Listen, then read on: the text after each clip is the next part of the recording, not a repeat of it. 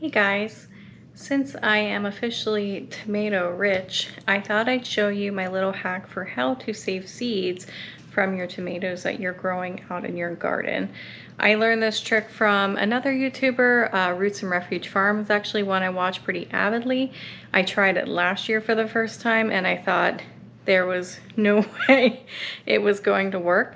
So I actually planted 9 of the seeds I saved last year just because I was expecting it not to really germinate and I was hoping to at least get like 2. And every single one of those seeds germinated into a plant. So now I am an avid believer in the saving seeds from your tomatoes. The only caution I will give you is unless you are protecting your blossom, like with an organza bag or something like that, you're not guaranteed to get the absolute same variety that you had planted and grown this year and that you're eating, because it could get cross-pollinated, especially if you're growing other types of tomatoes. For me personally, I don't really care about varieties that much that I'm worried about that.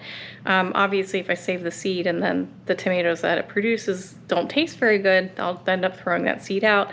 That hasn't happened for me yet, so this is the trick I'm going to use to ensure I can keep growing these fun varieties that I've been growing, that I'm enjoying eating, without having to buy a whole new pack. So, sit you down here. All right, so this is a purple bumblebee tomato. You can see by its fun little stripes it's got on it. So what I'm gonna do is I'm actually just gonna slice it right in half so that I can see the insides of the tomato. I use little mason jars. You can use any other containers that can hold water.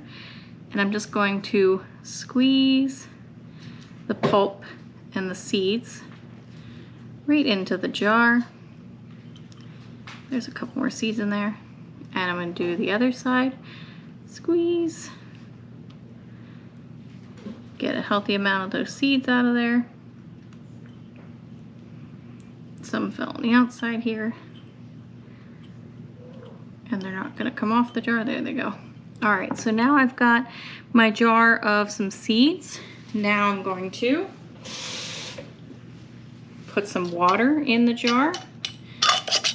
I'm gonna seal it up, give it a good shake, and then I'm going to actually leave this jar sit for a couple days while the jelly that surrounds the seed ends up dissipating in the water, and then you're left with just seeds.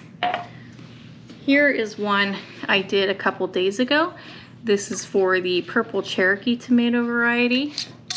After you've let them sit and you feel pretty confident that the pulp, I didn't want to spill it, pulp is separating out from the juice, what you can do is then you want to scoop around in here, get your seeds.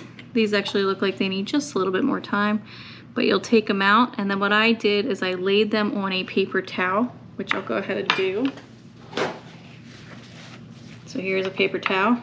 I lay them on this paper towel, and then I leave this sit for another maybe 4 days until they are very dry. And then I put them in little plastic bags that are sealable so that I can store them. And like I said, I did this last year for the first time. It seemed to work really well for me. Every single one of those seeds germinated. So this is my plan for all of my varieties I grew this year, because the amount of seeds I had for each one was like 3 or 4 just to try the different types. I got them in like a seed swap situation. So I wanted to make sure that I could keep growing these because I'm really enjoying this nice variety of cherry tomatoes I've got going on. So anyway, just thought I'd share that with you. Thanks for watching.